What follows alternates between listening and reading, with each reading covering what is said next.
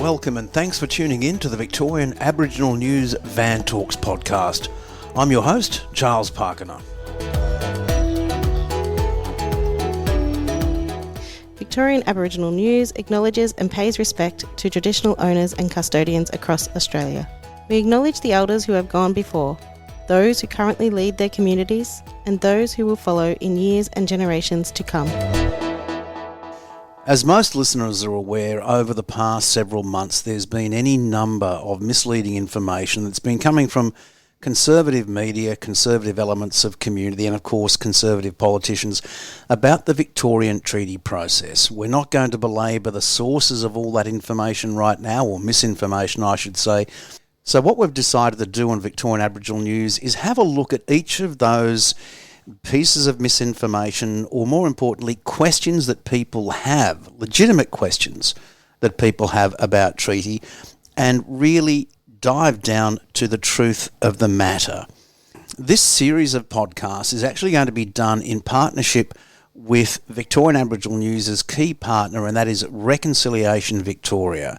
And joining me today is the communications lead from Rec Vic, as it's more popularly and affectionately known, Anna Van Vliet. Anna, thanks for coming onto the program with me today. Thanks so much for having me, Uncle Charles. Okay, let's dive into it. What do you do?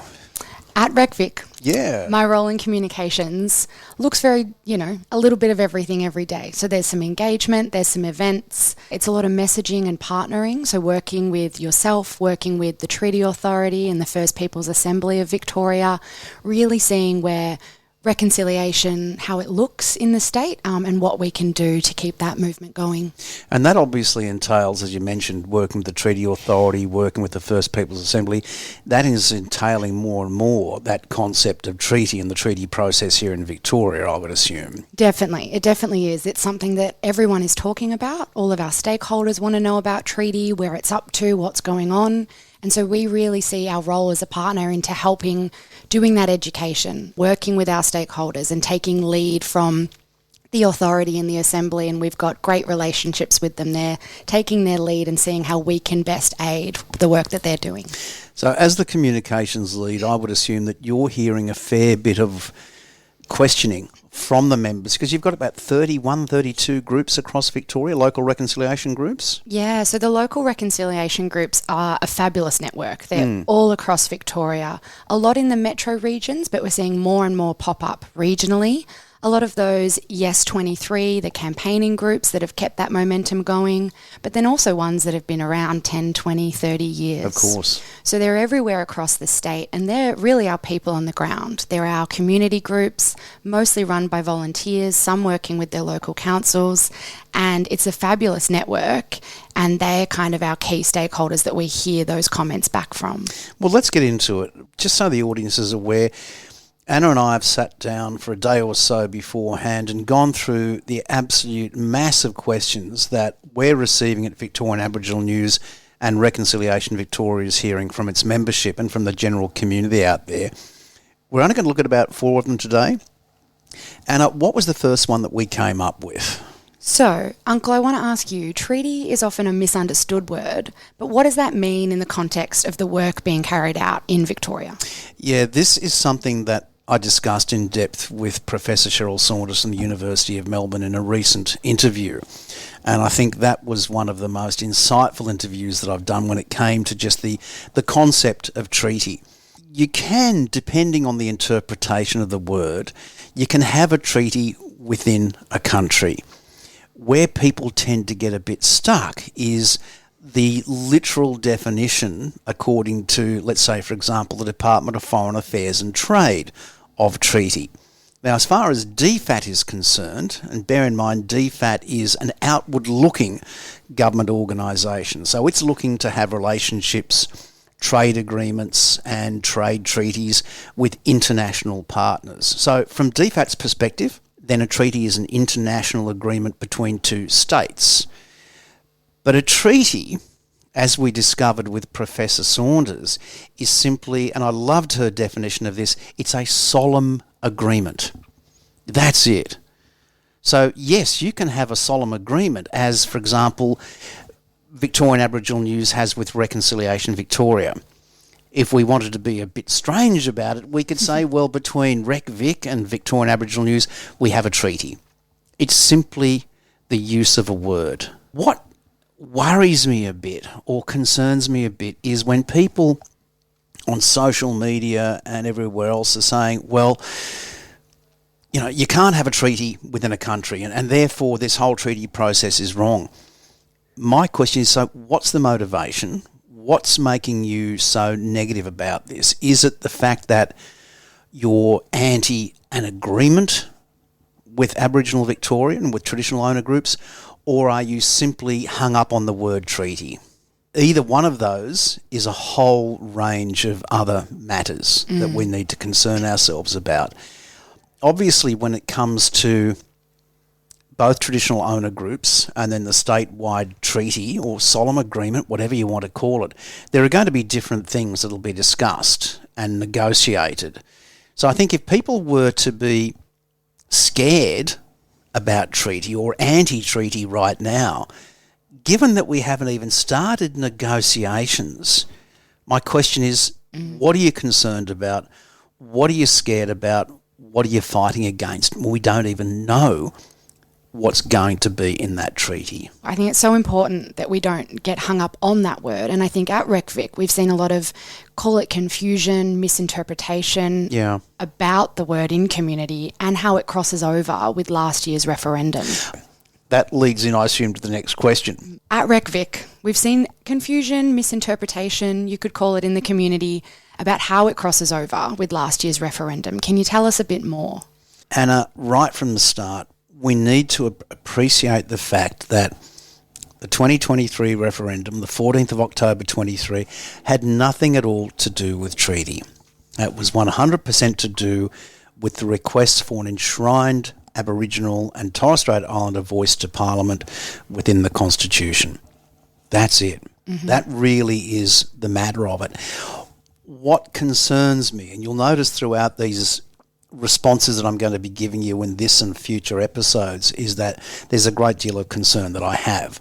Because what does concern me in this situation is that conservative media, and we made mention of this in a recent podcast episode where Peter Credlin from Sky News was joined by Jacinta Price, and time again these two people were kept on saying, well, we voted no last year, when they were talking about the Victorian treaty process, a process about which they've demonstrated they know nothing at all about at all.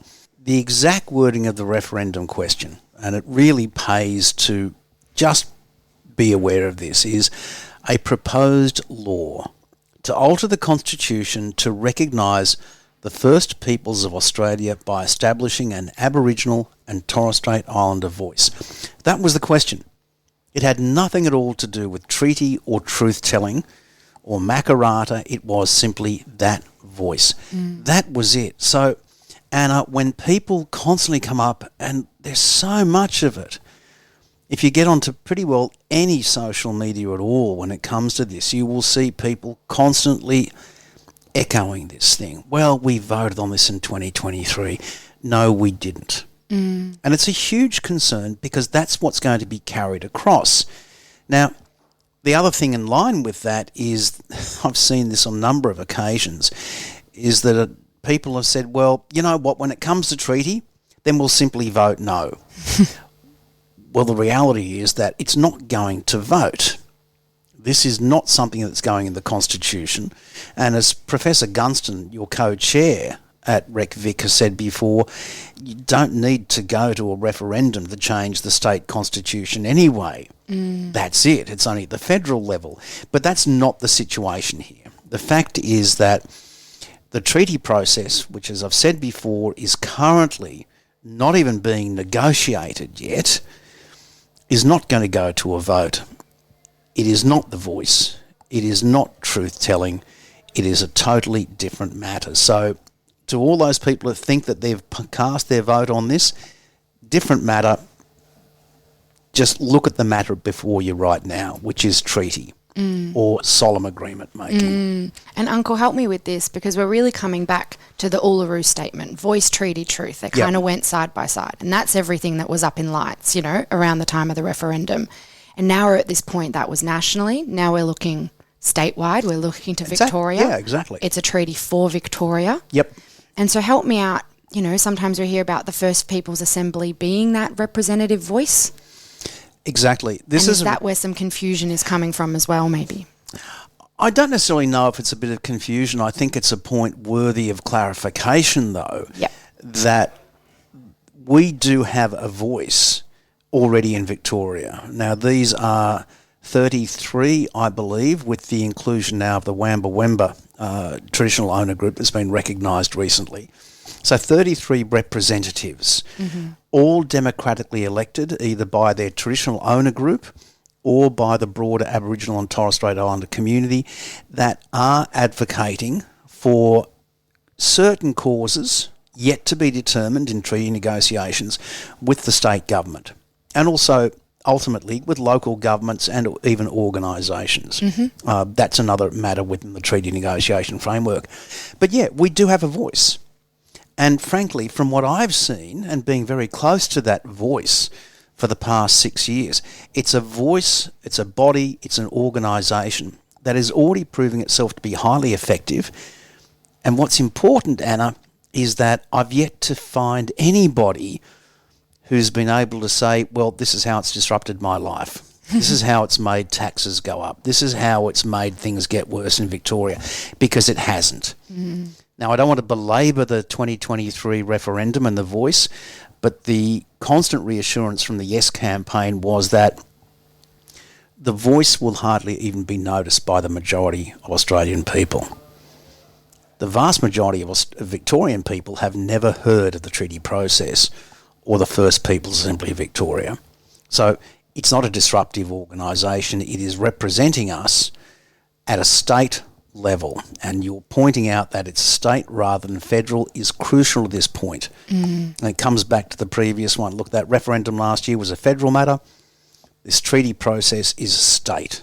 Different governments, totally. Completely different governments.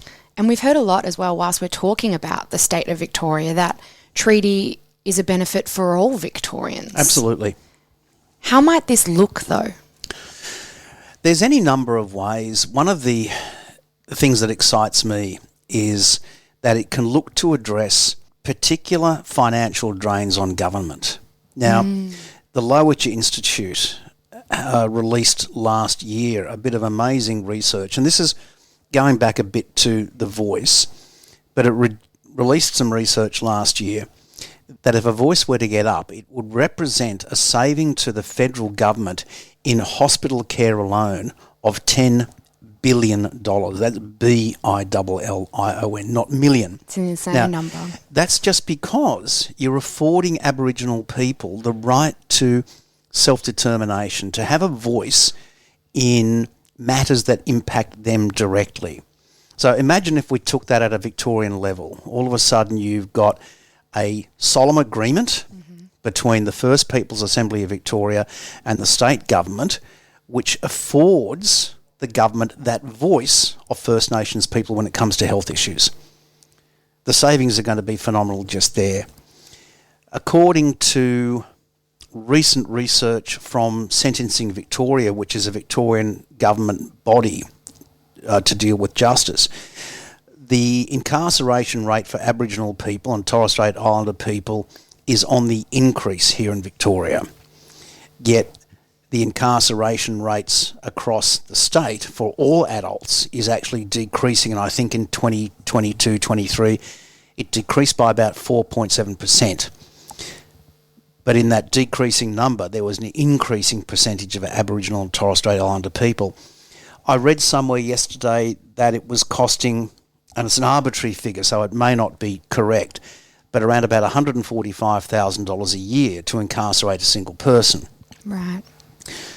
Can you imagine that if First Nations people were to be involved through a solemn agreement with the state government to work in this area and to lend their own expertise, imagine the financial benefits to the state if that number of Aboriginal people and people being incarcerated overall dropped.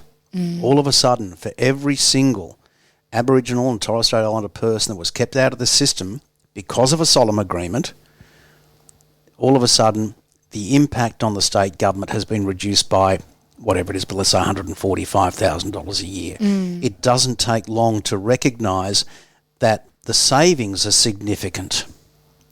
Now that's just then in health, in hospital care, and in the justice system. Just two sectors. Extrapolate that right across all those areas of state government. And just from a financial perspective, it's phenomenal. Now, we haven't looked at other areas such as cultural development, environmental management. And this is what frustrated me during the referendum and frustrates me even now, that right across Victoria, our traditional owner groups such as the Gunditj Miring, the Eastern Maar, the Tangarang, the Gunai Kurnai, all these traditional owner groups right across the state are doing incredible work in flora and fauna management. Amazing work. We've got the Tangarang, the Barangi Gadjan Land Council, just two of the registered Aboriginal parties in Victoria, doing incredible work to protect the dingo. Now, this is an apex predator, and we're coming out with an interview on this in a couple of weeks' time. But if you remove an apex predator from an ecosystem, then it's a pretty tragic system. The whole system just falls down. So these TO groups have been doing amazing work in here. Now, once we get to a treaty or a solemn agreement making process between the state government and these individual traditional owner groups, then you're going to see stronger benefits for the environment. Everyone, once again, benefits. So a lot of the negative things that we're hearing, and we will yet to hear, I don't see any validity in them. And we'll deal with them not now, but when they do come up, we'll deal with them. But all I can see for all Victorians is benefits. And I will say, before we get on to the next question, Anna, in every conversation I've had, either with the state government, with Minister Hutchins, with the Treaty Authority, with the First Peoples Assembly of Victoria and its individual members right across the state, everybody has always provided the caveat, we are Victorians. We're Aboriginal people, we're Victorians. We have family who are non-Aboriginal. We want to make sure treaty works for them as well. And that's a really important thing. It's really powerful. All right, Uncle, last question for you. It seems that the majority of Victorian Aboriginal people are supportive of treaty. And I want to know a bit about what it looks like from your perspective as you travel around the state and talk to these communities. I've yet to meet, I suppose, over the past 2 or 3 years, I'm trying to think if there are any instances where any mob from anywhere across Victoria has said to me, I'm against treaty. I'm just thinking right now, I may have heard some instances where people have been cautious in their approach and said, well, look, I'd like to see what's going to benefit our community and our mob from a treaty. But I've yet to hear anybody come up to me and say, treaty's a crock, treaty's not going to work, treaty's only going to benefit, oh God, we're going back once again to the referendum, the elite Aboriginal and stuff like that, which is not the case. So that question of yours, and I know that's coming from a couple of Rec Vic people, and I've heard it a number of times as well, has really gained a bit of traction since the event a couple of weeks ago on Sky News, once again going back to Peter Credlin and Jacinta Price. And I don't like going back to them all that often because it gives them a degree of credibility, which of course I don't think they have. But where they said, well, there's only 10% of people who voted, or Aboriginal people who voted in the Assembly or for the Assembly, and therefore that's the level of support. Now, that once again concerns me because a lack of people voting doesn't mean a lack of support. They're not the same thing. They're not the same thing at all, are they? Let's be really frank. A lot of people simply don't want to vote because they just don't want to vote. In our community, especially in the outer lying areas and even in the urban areas, there's an incredible distrust of anything that's bureaucratic or maybe even smacks of government. So you will have people who are concerned about getting onto the Aboriginal electoral roll. Now, the figure that Jacinta Price came up with, that it was 10% of Aboriginal people who voted, well, we know that to be quite false. During the first election, I'll be very honest here, during the first election for the First Peoples Assembly of Victoria, it probably was just a bit over 10% of Aboriginal people who had enrolled in this new role, this Aboriginal electoral roll. Now, a number of things were contributing to that low number. The first one was that many of them thought they were already enrolled because they had enrolled through the VEC or the AEC. So they may have thought they were already enrolled. The challenge faced by Commissioner Jill Gallagher, who was the Victorian Treaty Advancement Commissioner in the lead-up, and it was her responsibility to develop that Aboriginal electoral roll. The load on her was phenomenal, and in the short time that she and her team had, it was inconceivable that they were going to even get 40%, as far as I'm concerned. Even 30% was a far reach of Aboriginal people in Victoria onto that roll. Mm-hmm. Add on to that, and I'll probably get a bit of flack over this, the number of people who identify as Aboriginal and Torres Strait Islander but have no connection to community. They may have just have realised, well, you know what, Auntie such and such, we've always suspected that she had some Aboriginal blood, therefore, yes, I can identify as Aboriginal. All these numbers are being brought in to, here's the greater number, I think it's 66,000 Victorians are of voting age, which is 15 years and older for the Aboriginal electoral roll in the 2021 census. Mm-hmm. You're not going to get all of those who are connected within community, even know about or interested in the treaty process. Everybody I've spoken to right across Victoria, and this is without a shadow of a doubt, is supportive of the treaty process. Mm-hmm. It's not to say some are against it. I'm sure there are some against it. Mm. And that's fair enough. We had people during the referendum, Anna, Aboriginal people and Torres Strait Islander people who were and still are anti the voice. Mm. What gets me is, why aren't we allowed to do that? Why aren't we allowed to have differing opinions within our community without being branded, well, the majority of, or there's a groundswell of movement within the community that treaty is no-go? I mean, crikeys, we only heard from a handful of people in the referendum, Jacinta Price, Anthony Mundine and a handful of others who were anti-voice. And that was enough for the Conservatives to get on their high horses and say, well, there you go, all these important, and I wish we could be on camera because I'm using closed quotes, important Aboriginal people are against it. Not everyone's going to be for it. But I believe, given time, and once people see the ultimate benefits to all of Victoria, and I mean all of Victoria, as a result of solemn agreement-making processes or treaty processes, there's going to be broad support. I've got a clarifying question for you, Uncle. Of course you do. Of course I do. You know me. The role you're talking about, the Victorian Aboriginal and Torres Strait Islander electoral roll. Yep.